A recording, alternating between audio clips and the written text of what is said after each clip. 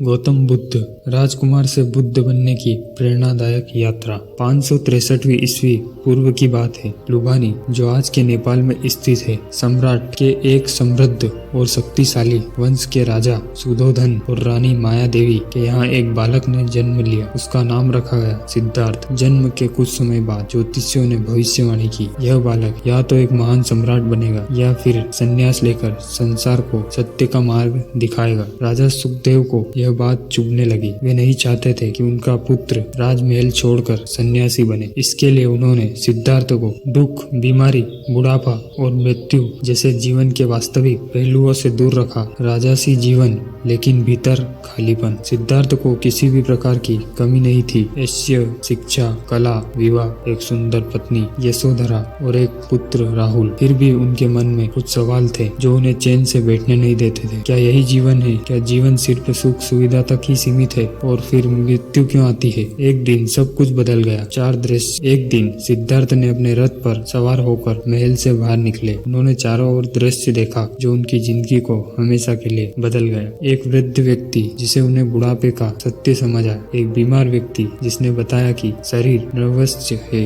एक मृत्यु शरीर जिसने बताया कि मृत्यु अटल है। एक साधु जो इन सब कष्टों से मुक्त दिखा। सिद्धार्थ का मन विचलित हो गया।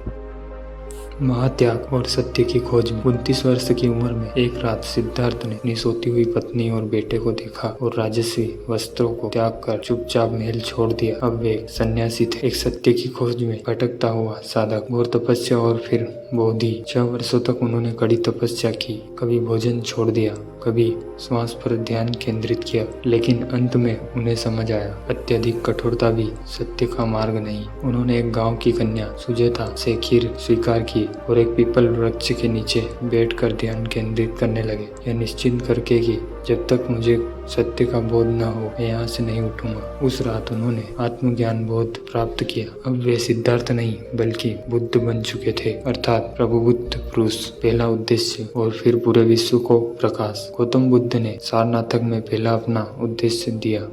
उन्होंने धर्म चक्र परिवर्तन अर्थात धर्म का चक्र चलाया। उनकी शिक्षाएं थी, दुख है, दुख का कारण है, दुख का अंत संभव है और उस अंत का रास्ता है अष्टगीत मार्ग। प्रेरणा आज भी प्रासंगिक है। गौतम बुद्ध ने ना तो कोई धर्म शुरू किया और ना ही किसी से पूजा की अपेक्षा रखी। उन्होंने सिर्फ कहा, अपना दिन स्वयं बनो, किसी और से सहारा मत मांगो, अपने अंदर झांको।